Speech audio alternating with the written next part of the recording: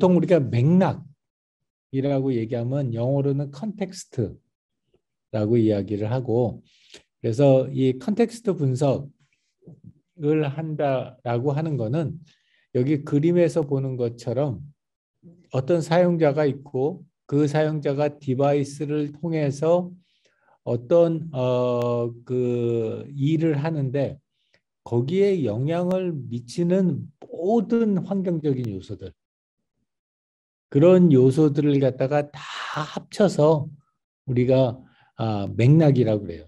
이 표현적인 관점 또는 representative perspective라고 하는 게 있고 상호작용적인 관점, interactive perspective라는 두 가지 관점이 있어요. 하나는 좁은 관점이고 하나는 넓은 관점이에요. 표현적인 관점이 좁은 관점이고 그 다음에 상호작용적인 관점이 넓은 관점이에요. 표현적인 관점은 사용자와 사용자의 행동이 제외된 온전히 순수한 환경적인 요소만을 다룰 때, 그럴 때 우리가 표현적인 관점의 컨텍스트라고 얘기하고요. 그런데 그 맥락을 갖다가 우리가 제대로 파악하기 위해서는 사용자에 대한 분석이나 그 사용자의 행동에 대한 분석이 없이 맥락을 분석하기가 되게 어려워요. 자, 그래서 이 디지털 셀러노스의 맥락 구성 요소에 크게 세 가지 종류로 맥락을 나눠요. 그래서 물리적인 맥락하고 사회 문화적인 맥락, 그 다음에 기술 혁신적인 맥락, 그래서 세 가지의 맥락을 갖다가 나누어서 보고요. 이 각각에 대해서 시간과 위치 기타, 그 다음에 점진적, 가격 파괴적, 시장 파괴적, 이런 식으로 해서 맥락을 갖다 나눠요. 자, 아주 쉽게 얘기하면 물리적인 맥락은 실제 물리적인 환경, 눈에 보이고 피부에 닿고 우리가 실제로 만질 수 있는 그런 물리적인 환경을 갖다 의미한다면, 사회문화적 맥락은 눈에 보이는 것이 아니라 인간관계에서 또 문화적인 특성에 의해서 발생하게 되는 무형적인 그런 환경을 갖다가 우리가 사회문화적인 맥락이라고 얘기를 하고, 그 다음에 기술혁신적인 맥락이라고 하는 거는 실제로 이게 어느 정도의 기술 발전 상황에서 우리가 이 해당되는 시스템을 갖다가 사용 또는 개발할 거냐라는 걸 갖다가 우리가 보게 돼요. 자, 물리적인 맥락 입장에서 제일 첫 번째가 물리적인 시간이죠. 몇 시에 사용하냐? 무슨 요일이냐? 이게 한 철로 봄, 여름, 가을, 겨울 중에서 언제냐? 이런 물리적인 시간이 굉장히 중요한 그런 맥락적인 요소이죠. 그래서 뭐 당연히 제일 중요한 것 중에 하나는 현재 신체 활동이 있는 게 뭐 겨울이냐 여름이냐에 따라서 이 그 당뇨 같은 경우에는 굉장히 큰 이 영향을 미치기 때문에 현재 사용자의 시간이 취해 있는 시간이 뭐 한국이냐 호주냐에 따라서 다르잖아요. 남반부냐 북반구냐에 따라서 다르고, 그거에 따라서 이게 여름이나 겨울이냐에 따라서 큰 영향을 받겠죠. 두 번째는 물리적인 위치. 어떤 위치에 있느냐. 이거 뭐 아주 물리적이라면은 좌표하고 고도가 제일 중요할 거고, 또는 그 현재 거기가 어떤 얼마 정도나 혼잡한 곳이냐, 또 이 공간의 분할이 얼마나 촘촘히 이렇게 분할되어 있느냐 또는 횡 터져 있느냐, 또는 여기에 동선이 어떤 동선을 가져가느냐, 이러한 것들도 굉장히 중요한 물리적인 위치 정보이죠. 기타 이제 중요한 거가 조명, 온도, 소음, 먼지, 이런 것들도 굉장히 중요한 기타 물리적인 맥락 요소들이에요.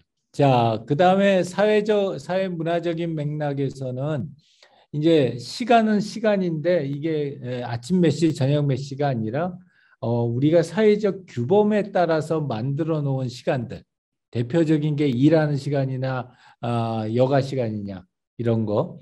그 다음에 이게 얼마나 그 직접적인 어떤 시간적인 프레셔가 있는 환경이냐 없는 환경이냐.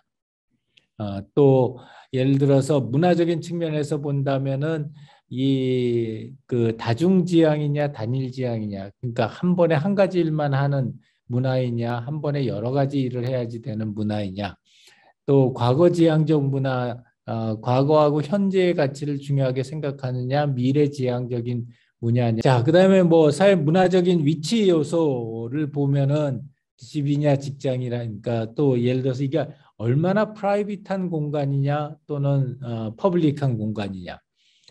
또 이게 어떤 권력거리 입장에서 얼마나 이게 그 동등한 권력 위치에 있는 경우냐, 아니면은 상당히 먼 권력 위치에 있는 영화냐, 이런 거에 따라서도 굉장히 큰 영향을 받죠. 자, 그래서 이제 보통 맥락 자료를 분석을 할 때에는 이 개별 모형이라는 거하고 통합 모형이라는 걸 만들어요. 이제 개별 모형이라고 하는 거는 각 개인의 개별 사용자의 개별 사용 사례를 바탕으로 하기 때문에 굉장히 디테일하지만 그 환경에 스페시픽한 내용들이 담아져 있는 거고, 통합 모형은 이 개별 모형들, 개개인의 모형들을 취합해서 동일한 내용들을 뽑아가지고 중요한 것들만 뽑아서 만드는 게 이제 통합 모형인데, 이거는 물리적인 모형도 마찬가지고 시간적인 모형도, 사회문화적인 모형도 마찬가지고 기술적인 모형도 마찬가지고, 다 개별 모형과 통합 모형을 갖다 같이 만들죠. 그래서 이 물리적인 맥락 같은 경우에는 개별 모형이 대표적인 케이스가 뭐 물리적인 위치라든지 시간과 같은 것들이 있고요. 그다음에 그것들의 통합 모형이라는 거는 전체 구성원들, 예를 들어서 어떤 특정 지역이다. 그럼 그 특정 지역의 사람들의 물리적인 맥락, 이런 식으로 해가지고 통합된 모형을 만들어내죠. 물리적인 맥락 모형은 이런 개별 모형으로부터 시작해서 통합 모형을 만들고요. 보통 맥락 분석은 이렇게 개별적인 개인 모형으로부터 이런 통합 모델을 만들고, 그 통합 모델을 비교하는, 두 제품 간의 차이점을 비교하는 형식으로 해서 이런 맥락적인 차이를 갖다가 비교 분석하는 것까지 해서 마무리를 해요.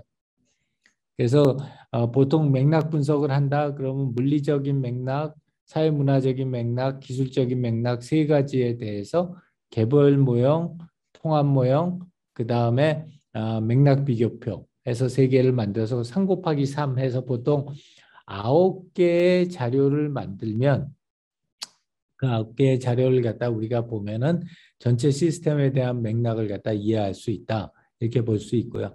근데 이게 너무 사실은 양이 많아요. 이 9개의 그 다큐멘트를 갖다 만들어낸다는 게, 보통 한 태스크포스 팀이 들어가서 하면은 풀로 하게 되면은 보통 한 6개월에서 1년 정도 걸려요. 그래서 특히 이제 스마트폰 회사들이 신제품을 낼 때, 특히 이제 그런 거 잘했던 데가 노키아 같은데, 삼성전자 같은데, 이런 데가 이런 맥락 분석을 갖다가 아주 심도 있게 해서 거기서 나오는 임플리케이션 시사점을 제품 만들기 2년 전에 해요.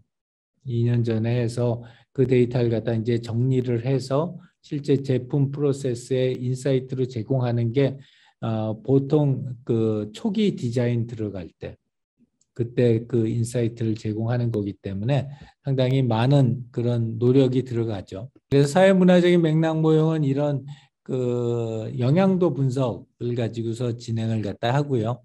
그래서 이런 영향도나 파급 효과나 장애 요인들을 찾아서 걔네들이 어떠한 영향을 미치는지 하는 걸 보고, 그거에 따른 맥락 모형 비교표를 하고, 역시 마찬가지로 기술 혁신적인 모형도 그런 식으로 진행을 하죠.